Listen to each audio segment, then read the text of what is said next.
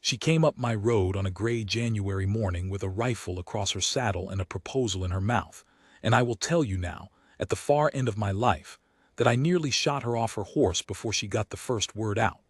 That is how things stood in Antelope Basin the winter I am speaking of.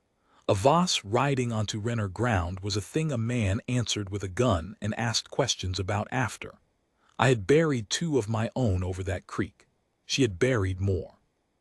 But she did not slow and she did not draw, and there is something in a person who rides straight at a leveled barrel without flinching that makes you lower it just to find out what kind of fool you are dealing with. So I lowered it. I was 41 years old that winter, hard as a wagon tongue and twice as dumb, and I thought I had already lived the only life I was going to get. "Renner," she said, reining in 10 feet off my porch. Her breath stood white in the cold and her mare blew steam and the whole basin behind her lay locked up under old snow, the cedars black, the rims gray as gun iron. "I've come to make you an offer, and I'd be obliged if you'd hear the whole of it before you decide to hate me for it." "I already hate you," I said. "Saves time." "You hate the name," she said. "You don't know me from a fence post. Hear me out, and then you can go back to hatting whatever you like." I should have told her to clear off. Every man I'd ever respected would have told her to clear off. But it was cold, and I was tired in a way that had nothing to do with sleep, and her saying it plain like that, "You don't know me from a fence post," landed somewhere under my ribs because it was true, and a true thing said straight has always been able to stop me where 100 lies could not. "Get down, then," I said. "You can say your piece at the fire. I won't have it said a Renner left a woman to freeze, even a Voss." That was Della. That was the first morning. I have thought about it 10,000 times since, and I have never once been able to find the place where I could have done otherwise and still been a man worth her trouble. You have to understand the basin to understand the rest. Antelope Basin was a high cold bowl of sage and cedar a long day's ride from anywhere, and it lived or died on two things: Calder Creek, which came down off the north rim and was the only steady water for 40 miles, and the Glory Road, which was the only way to freight a calf, a sack of flour, or a coffin in or out. Whoever held the water held your cattle. Whoever held the road held your living. And for the 11 years I am speaking of, the basin had been split clean down the middle, Upper Creek against Lower, Renner against Voss, and the families that ran with each of us, in a feud so old that the men dying in it could not have told you straight how it started. I could not have told you.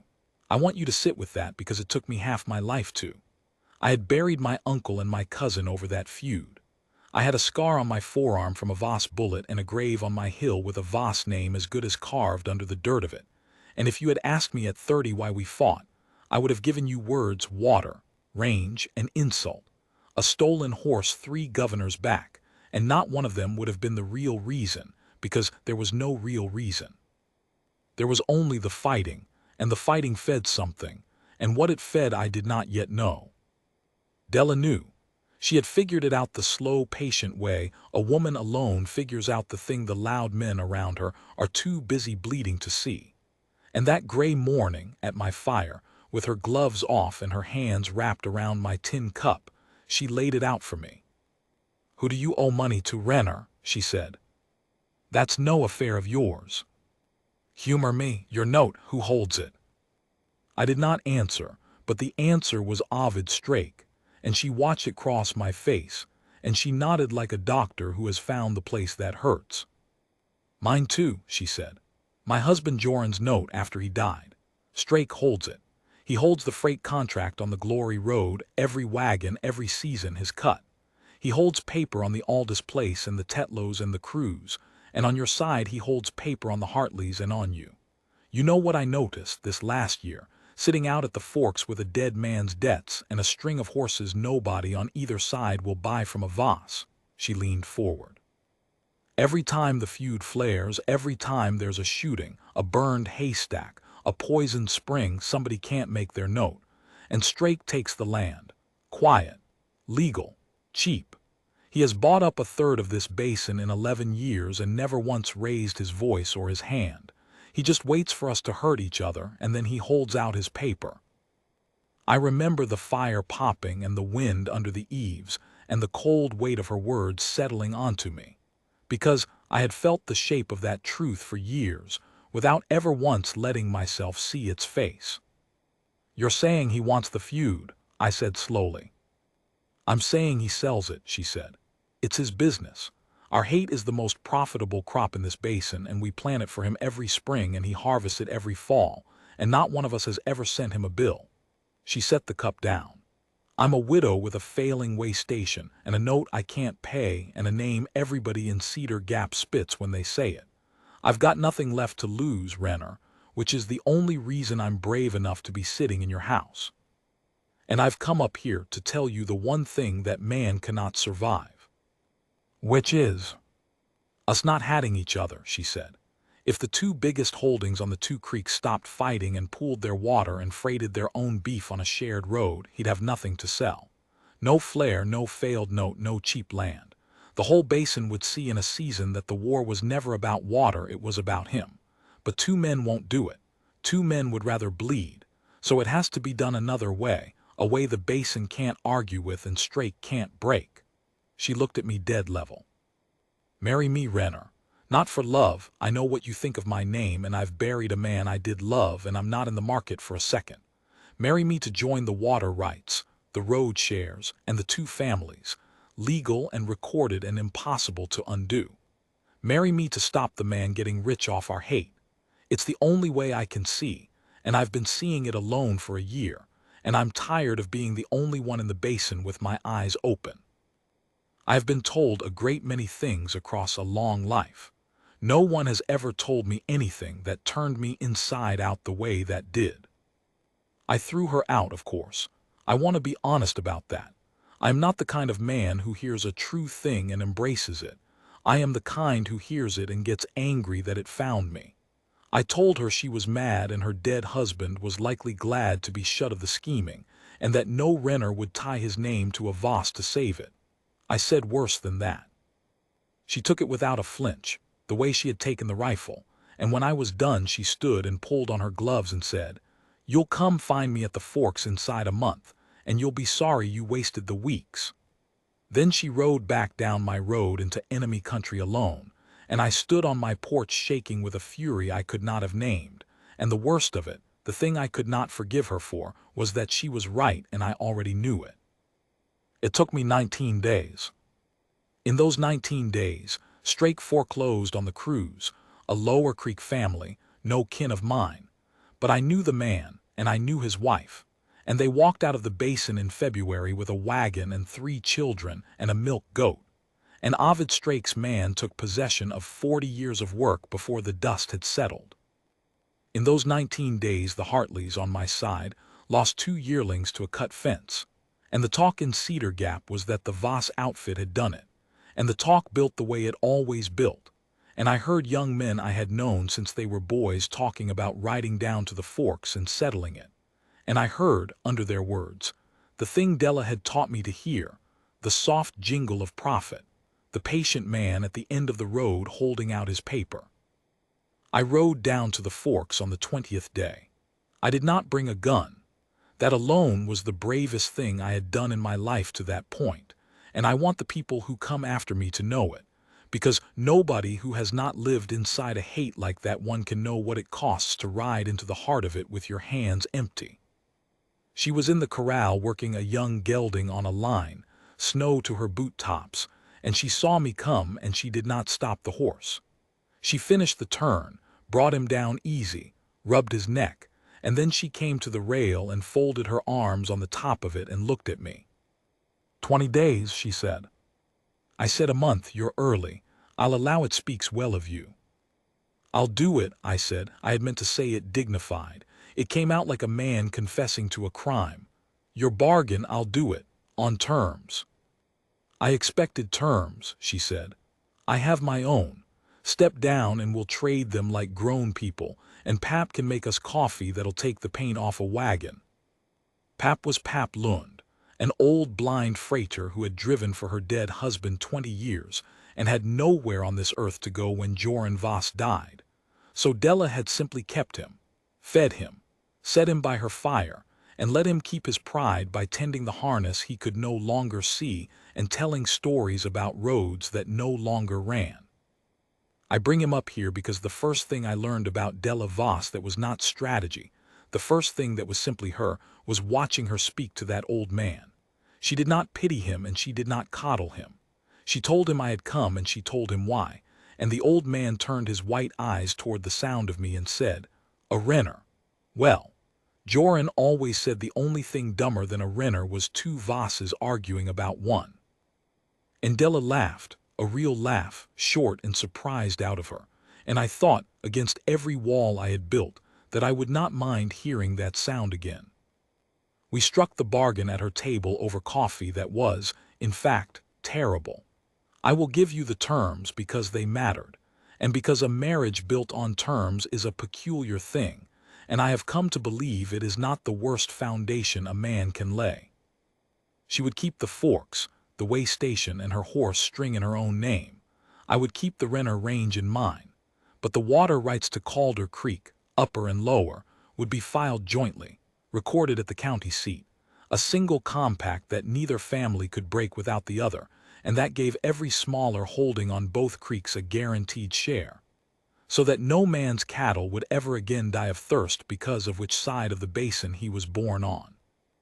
The freight shares on the Glory Road, what little we each held, would be pooled, and we would put it about that any family in the basin who wanted in could buy a share for a fair price and freight their own beef at cost. A cooperative, she called it, a word I had never heard, and I learned later she had read it in a farmer's paper that came once a year through the mail, and had kept the page folded in her Bible for 2 years waiting for a man fool enough and brave enough to use it. And we would marry, a real marriage in the eyes of the law and the county and the church such as it was, so that the joining could not be called a trick or undone by a lawyer. We would live under one roof, for the look of the thing and for the truth of the thing, because a marriage the basin did not believe was no marriage at all and would not break the feud. She would come up to the Renner place, since it was the larger and the higher and the more defensible, and Pap would come with her. That was not a term, that was simply understood, and I found I did not even think to argue it. What we would not be, she said, looking at me steady over that vile coffee, was anything more than partners under a common cause. She had loved a man and lost him, and she was not going to pretend a feeling to seal a deal. I told her that suited me down to the ground, that my own heart had been in the dirt on my hill for 11 years next to my Mary and the baby that took her with it, and that I had no more romance left in me than a fence post. We shook hands on it like two ranchers trading bulls. I have shaken many hands in my life, that one I can still feel. We were married in Cedar Gap on the last day of February, in the cold little church with the cracked bell, by a circuit preacher who looked like he expected the building to be shot up around our ears. Half the basin came, not to celebrate, you understand, but to see it, the way folks will gather to watch a building burn. Renners stood on one side of the aisle with their hats in their fists and their jaws set, and Vosses and the Lower Creek family stood on the other, and between the two of us at the front, there was so much old blood in that room you could have cut it with a knife. Ovid Strake came too. He sat in the back in a good gray coat with a watch chain across his vest, a soft, pleasant, gray-haired man with a face like a kindly banker, and he smiled all through the ceremony. And I did not yet know enough to be afraid of that smile, but Della did, and I felt her go still beside me when she marked him there, and I learned later she had thought in that moment, well, now he knows, and now it begins. We said our words. We did not kiss. That had not been in the terms, and neither of us moved to add it, and the preacher cleared his throat and the basin watched two enemies become, by law, one household, and nobody clapped.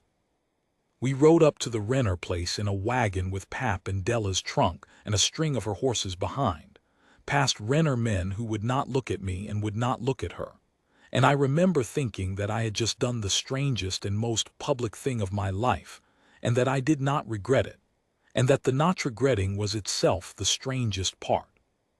That was the bargain. Here is what the bargain did not account for, and what no bargain ever can. It did not account for mornings. It is one thing to hate a name across a creek for 11 years. It is another thing entirely to come into your own kitchen before dawn and find that name standing at your own stove in your dead wife's apron, which she had found folded in a trunk and asked you about. Plain, no tiptoeing. Renner, there's a woman's apron in here, was it Mary's? Shall I leave it be? And to hear yourself say, gruff, keep it. She'd have wanted it used. And to watch the name you hated nod and tie it on and turn back to the stove like the matter was closed. It did not account for that.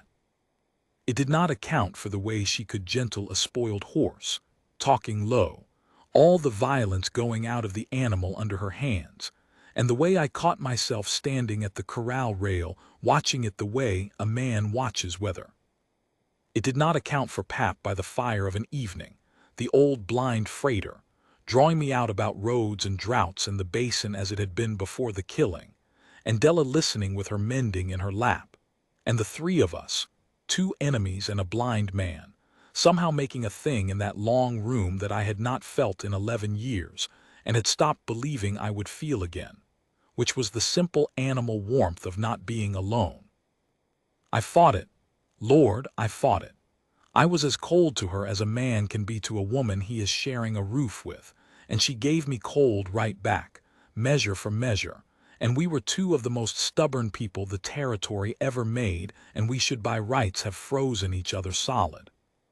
But you cannot freeze beside another person through a high country winter, cannot pull a calf together in a March blizzard with your shoulders touching and your breath mingling, and the little wet life sliding out into your shared hands, cannot sit up 2 nights running with Pap when his chest went bad and pass the watch back and forth in whispers, cannot work a thing as large and as right as what we had set out to do, and stay frozen.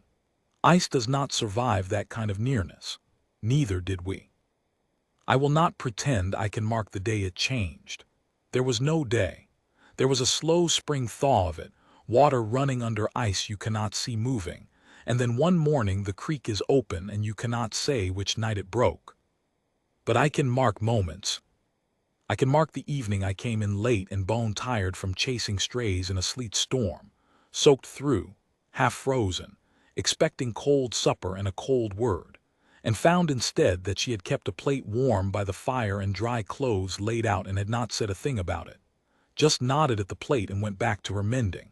And I sat and ate, and the warmth went into me from the fire and the food, and from something else I did not have a name for, and across the room she said, not looking up, "You'd have died out there for 40 cows, you know, Renner stubbornness. It'll kill you yet." And I said, "Voss women are no better. I hear one rode up an armed man's road in January with a notion in her head." And she looked up then, and there was a thing in her face that had not been there in February, and we both knew it, and neither of us said it, and it was the warmest moment of my whole cold life to that point. I can mark the day in April when the basin's spring branding came round, and the cooperative had its first real test. We had spent the back end of winter doing the unglamorous work, riding to every family on both creeks, Della to the lower, me to the upper, laying out the water compact and the road shares, taking the abuse of it because there was abuse. Men who had bled for the feud did not thank us for telling them it had been a swindle, but families that are choosing between pride and their children's bread will, given a true door, often walk through it, and one by one they did. The Tetlows came in. The Aldous outfit came in. The Hartleys, my own side, came in, hat in hand, ashamed and relieved both. And at the spring branding, for the first time in the memory of any man there, Upper Creek and Lower Creek worked the same fire. Voss riders and Renner riders roping and wrestling and tallying side by side, awkward as church, watchful as cats, but working, and not one shot fired, and not one note coming due that any man among them could not pay because, for once, nobody had burned anybody's hay. Ovid Strake lost money that spring. We could see it the way you see the first 6 steer in a healthy herd. The flares stopped, and with them stopped the failed notes, and with them stopped the cheap land, and a man whose whole business was the harvesting of hate found, to his polite gray astonishment, that we had stopped planting it. So he came to call.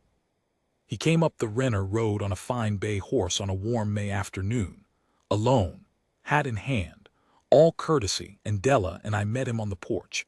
And Pap sat in his chair by the door with his white eyes turned toward the sound of the hooves and his old hands very still in his lap.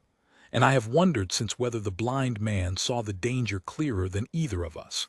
The way the blind sometimes hear the lie a sighted man's face hides. Strake congratulated us on the marriage. He admired the cooperative. What a forward-thinking notion, he said. What a benefit to the basin. He spoke for 10 minutes, and every word was kind, and every word was a knife wrapped in wool. And then he came to it, gentle as a man closing a gate. Of course, he said, notes are notes, Mr. Renner. Yours comes due in the fall, as does the late Mr. Voss's, which I understand is now by your union also yours. A married man's debts being joined, you see, as his fortunes are. 2 notes, 1 household. I would so dislike to see this promising arrangement troubled by a matter of mere money. He smiled. I am a reasonable man. I have always been a reasonable man. There may be accommodations. A man with my interests in this basin and a man with your new influence might find a great deal to discuss, privately, to our mutual profit and the basin's quiet. I understood him. He was offering me a cut. He was offering to make Wade Renner his new partner in the business of hate, to let me in on the harvest now that I'd married my way to the top of both creeks. If I would only, quietly, let the cooperative wither, let the old suspicions back in, keep the basin just frightened enough to need him. He had bought men before with less. He had every reason to think he could buy me. I had been a hard, grasping, narrow man for 41 years, and the basin knew it, and so did he. And the terrible thing, the thing I am ashamed of to this day, is that for 1/2 of 1 second, with the fall notes hanging over us and the work of 2 lifetimes at stake, I felt the old self stir and consider it. It was Della who answered him. She had not said a word the whole visit. She stepped to the rail and she looked down at Ovid Strake on his fine bay horse, and she said, in the plainest voice you ever heard, "There won't be any private discussions, Mr. Strake. Whatever you've got to say to this household you can say to the household, and whatever you've got to say to the basin you can say at the next meeting of the cooperative, which meets the first Saturday of the month in the Cedar Gap Church, and is open to every soul who holds a share, and you're welcome to buy one, like anybody." She smiled at him then, and it was not a kind smile. It was the smile of a woman who has spent a year alone seeing a thing clearly, and has finally got the man responsible standing in front of her in daylight. "We know what your business is. We've known a while. The basin's about to know. You should sell out and move on while the land's still worth something, because a thing that only sells when folks are scared is worth nothing the day they stop being scared, and Mr. Strake, they've stopped." I have never in my life seen a polite man's face come apart so slow. He kept the smile a long moment after the man behind it had left.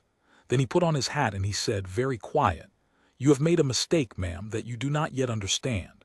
And he turned the bay and rode down my road, and Della stood at the rail watching him go with her chin up, and Pap said from his chair, "He's gone, then," and Della said, "He's gone, Pap," and the old man said, "Good."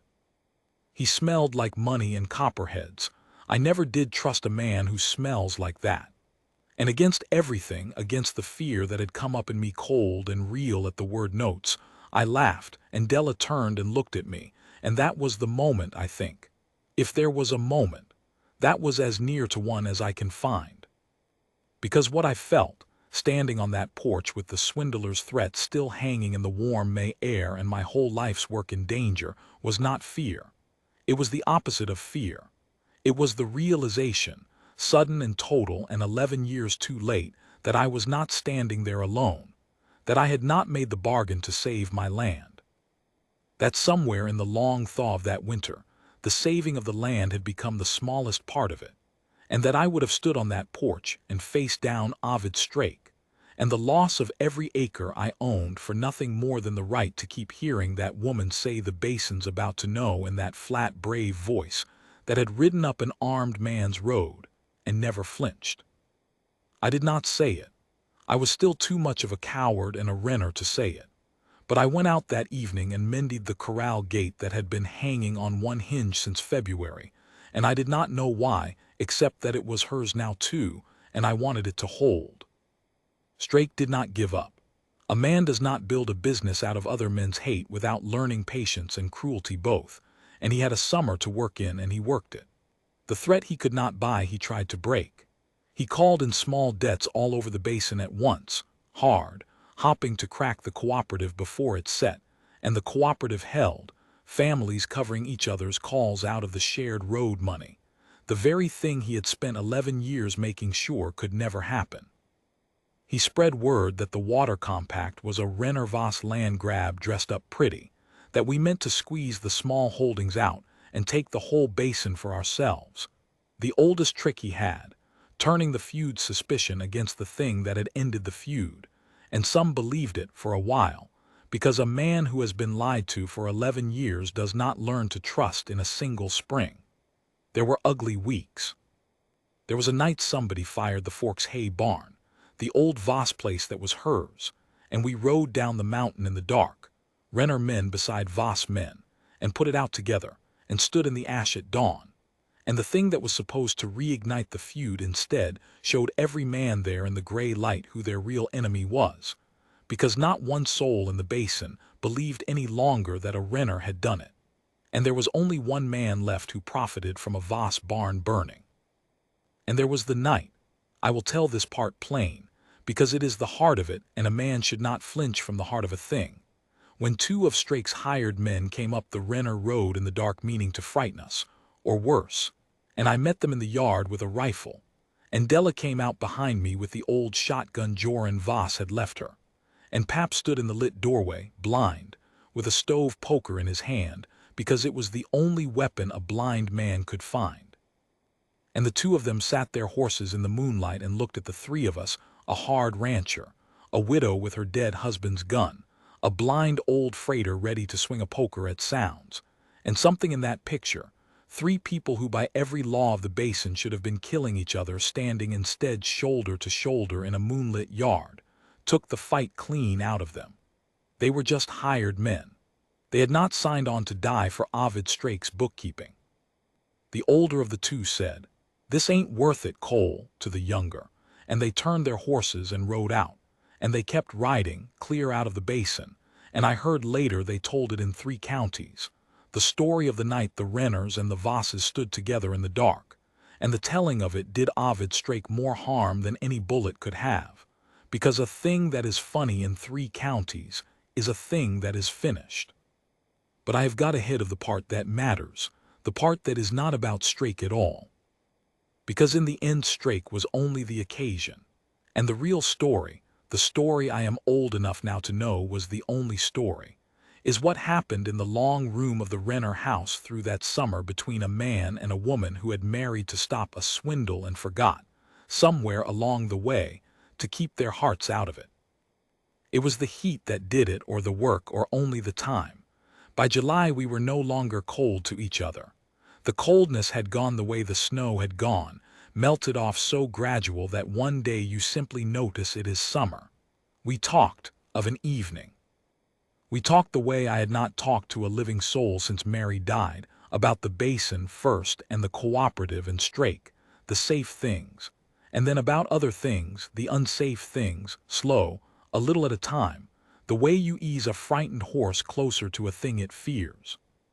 She told me about Joran Voss, who had been a good man and a kind one and not, she said plainly, a strong one, who had let the feud and the debt and the basin grind him down until his heart gave out one winter night and left her alone at the Forks with a blind man and a string of horses and a name everyone spat. I told her about Mary, who I had never spoken of to anyone, not once in 11 years, and about the baby, and about the 11 years I had spent turning myself to stone so the losing of them could not reach me any more. I had never said it out loud.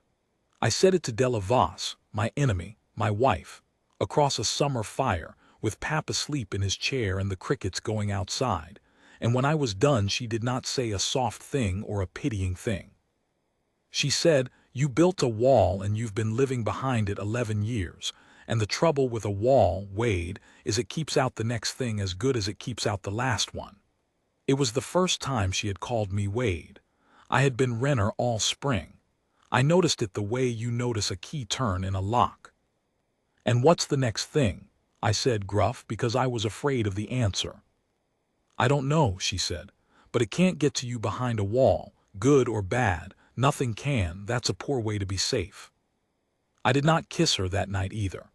We were neither of us people in a hurry, and we had both buried a love and knew what it cost, and were careful with the next one the way you are careful with a thing you cannot afford to break twice.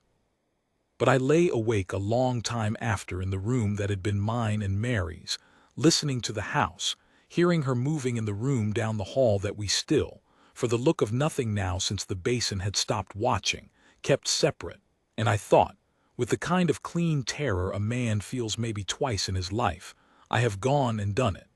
I have gone and let the wall down. There's a woman in this house and I would lay down my life for her, and it has nothing to do with the bargain, and nothing to do with the land, and nothing to do with Ovid Strake.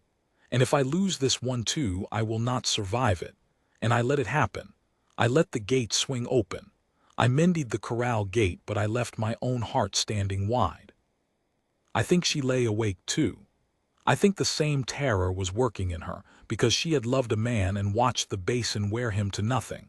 And here she was tied by law to the hardest, most stubborn man on the other creek, falling, against all her good sense, into the very thing she'd told me in February she was not in the market for.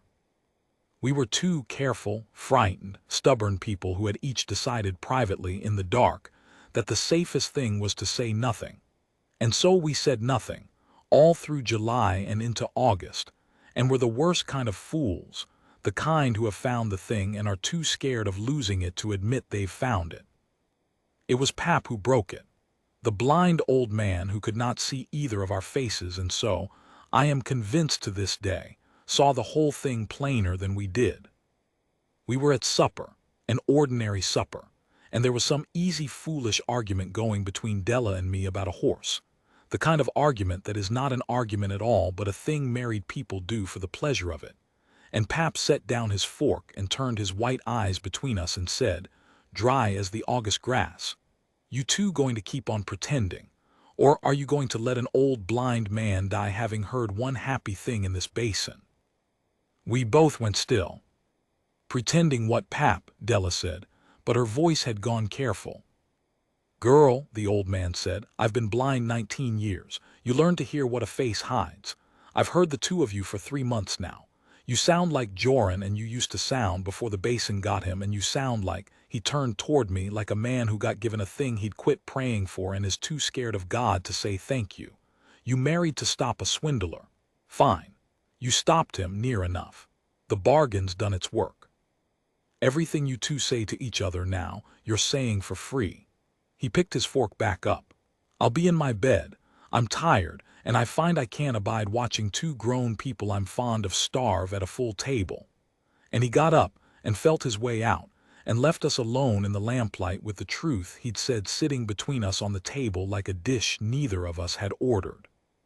There was a long quiet. The lamp hissed. Somewhere out in the dark a horse stamped. "Is it true," I said finally, my voice did not work right, "what the old man said?" She looked at me across the table, Della Voss, who had ridden up my road in January with a rifle and a notion and changed every single thing, and her chin came up the way it always came up before she said a hard thing straight, and she said, "Yes. God help me, Wade, yes. I didn't mean it to be. I told you in February I wasn't in the market, and I meant it, and I was a liar without knowing it. Yes, it's true." And then, because she was braver than me and always had been, "Is it true for you, or am I about to be the biggest fool in the territory?" I had spent 41 years building walls, and 11 of them on the highest, coldest wall of all, and I want to tell the people who come after me that the walls do not come down with a great crash. They come down quiet. I got up and I went around that table, and I took my wife's face in my 2 rope-scarred hands, gentle as I knew how, the way I'd watched her gentle a frightened horse, and I said, "Della, I married you to save my land. I'd burn the land to the ground tomorrow to keep you. It's been true since the porch, since Strake, maybe since the apron. I'm a coward and a renner, and it took a blind man to make me say it, but it's true, every word, and I'd be obliged. And there I used her own words back to her, the words she'd set up my road in the cold 7 months before. I'd be obliged if you'd hear the whole of it before you decide what to do with me. And Della Voss, who did not cry, cried that one time, and put her hands over my hands and said, I heard it. I've got the whole of it. And I don't intend to do anything with you, Wade Renner, except keep you. And we did not say anything else for a good while. And what passed between us after that is no part of any story I owe to anyone but her. And she is 40 years in the ground now, and I will keep it where it belongs, which is between the two of us, which is where the tasteful and the true things go. We told Pap in the morning. The old man only nodded, like a man who has been waiting on a late wagon and finally hears it on the road, and he said, about time. Now a man can die in a peaceful house, which made Della cry again and laugh at the same time, and he lived 4 more years besides and died in his sleep in a warm bed in our house with both of us holding his old hands. And there is not much in my life I am prouder of than that Pap Lund, who had nowhere on this earth to go, died somewhere that was home. Ovid Strake left the basin that fall. He did not leave broken in the way the loud men wanted. He was too clever to be broken loud, but he left finished, which is better. The cooperative held. The water compact held. We took it to the county seat ourselves, Della and I, in the wagon, and had it recorded and stamped and filed where no lawyer of his could touch it. A joint right to Calder Creek that protected every holding on both creeks in perpetuity, and a freighters cooperative open to every shareholding family in the basin. And when those 2 papers were filed, Ovid Strake's business had no crop left to harvest. He could not make us hate each other any more. He had tried fire and threat and the buying of men and the spreading of lies, and against a basin that had simply, finally, decided to stop being afraid. He had nothing, because hate was the only thing he had ever had to sell, and the basin had quit the market. He sold his holdings at a loss. The land being worth little once it could no longer be squeezed, to the cooperative itself, which is to say to the very families he'd ground down, who bought their own land back cheap with their pooled road money. And he rode out the Glory Road one gray fall morning in his good gray coat, and nobody fired a shot at him, and nobody said goodbye. And that, the not firing and the not mourning, was the most complete defeat a man like that could be handed. He had wanted to be the man at the end of the road holding the paper. He left the basin holding nothing, and the basin barely looked up from its work to watch him go. The feud ended. Not in a treaty, not in a great moment. Feuds do not end in moments any more than love begins in them. It ended the way the snow had gone off the basin that spring, so gradual that one day you simply notice that Renner children and Voss children are at the same one-room school, and nobody thinks anything of it. That a Tetlow can borrow a Hartley's bull without a word said. That the graves on my hill and the graves at the forks have stopped being a tally, and started being only what graves are, which is a sadness you tend and lay flowers on and do not feed. We learned, the whole basin learned, the thing Della had learned alone a year before any of us, that the hate had never been ours. It had been sold to us, and we had bought it every spring, and the day we stopped buying it, it had no more power than smoke. I have thought in the long years since that there is a lesson in that wider than one high cold basin, and that the men who get rich off other men's hatting are not so very rare, and that the only thing any of them cannot survive is the people they've set against each other looking up one day and seeing, plain, who's been holding the paper. But I am an old rancher and not a preacher, and I will leave the wide lesson to those better fitted to give it. I only know what happened in Antelope Basin, and I know that a woman ended it, and I know that I had the great good fortune to be the man she rode up to. We had 38 years. I want that set down too, because the stories like to end at the wedding or the kiss, and they leave out the long good part, the 38 years, which is the part that was actually the life. We never did have children of our own. That grief, the loss of Mary's baby, had left a thing in me, and Della's own losses had left a thing in her, and it was not given to us. But we had papped for 4 years, and we took in 2 of the crew's children when their mother passed. The very family Strake had foreclosed and driven out, who came back to the basin when it healed. And we raised those 2 to grown and proud, and they had children of their own who called us grandmother and grandfather. And there are folk in Antelope Basin today carrying on with their lives, who would not exist if a widow had not ridden up a hard man's road one January morning with a rifle and a notion. So when they say we had no children, I correct them. We had a houseful in the end. They just came to us the long way around, which is how all the best things came to me. She died in the spring, 40 years on from that first cold morning in the bed in the long room, with the window open to the basin she'd saved and the creek running open and loud the way it does in spring. And I held her hands the way we'd held Pap's, and she was not afraid. She had never in her life been afraid of a single thing that mattered. And the last clear thing she said to me, with that flat brave voice gone soft at the end, was, "I rode up an armed man's road, Wade. Best fool thing I ever did." And I said, "Best thing anybody ever did to me." And she was gone before the creek noise changed, and I sat with her a long while in the warm spring light, and I did not build a wall. I had learned that much in 40 years. I let it in, the whole grief of it, because she had taught me that a wall keeps out the next thing as good as the last, and I did not want to keep out whatever was coming, even the grief, because the grief was the last thing she gave me, and I was not going to wall it off like a coward. So I have grieved her openly these years since, an old man who lets himself feel it, and I count that her last and best gift, that she taught a stone-hearted renner how to keep his heart standing wide open even when it costs, even when it breaks. I am very old now. The basin runs green and shared and quiet below my hill, the cooperative still meeting the first Saturday of the month in the Cedar Gap Church, the compact still filed where no swindler can reach it, the children of the children I raised running cattle on water that belongs to no man and every man. I will be buried up on my hill, beside Mary and the baby, and beside Della, and the 4 of us will lie there together, which would have struck the man I was at 40 as the strangest arrangement of all, and which strikes the man I am now as exactly right, because a heart with the walls down has room in it for all its loves at once, and is not diminished, but enlarged by the having of them. She rode up my road meaning to save the land. She saved the man on it instead.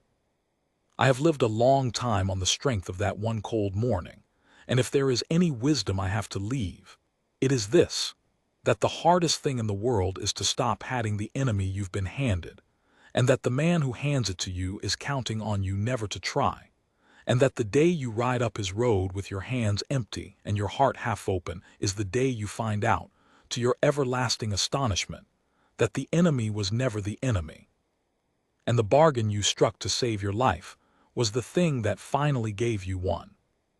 That is the whole of it. I'd be obliged if you'd remember her name was Della, and that she was brave, and that she was right.